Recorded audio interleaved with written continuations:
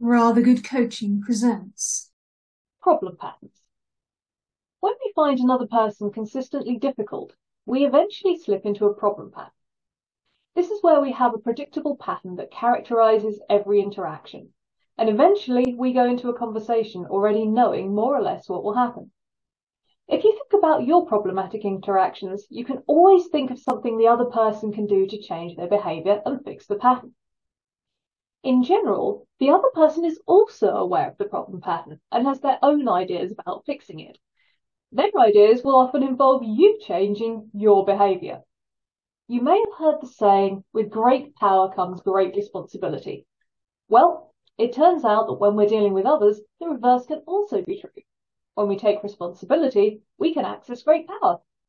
And if we're willing to take the first step, we can effect tremendous change.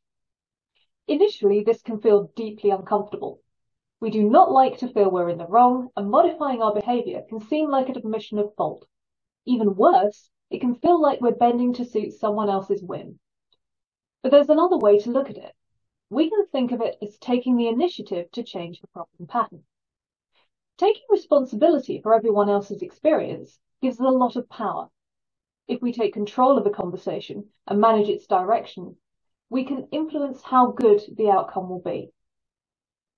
When we come across people we find a pain to deal with, be they whiny or stubborn or bullish, underneath all that, they are still human, and we have a lot in common, often including things we'd rather not admit to. Focusing on the similarities instead of the differences, looking for the good, can form a foundation for changing our experiences with them.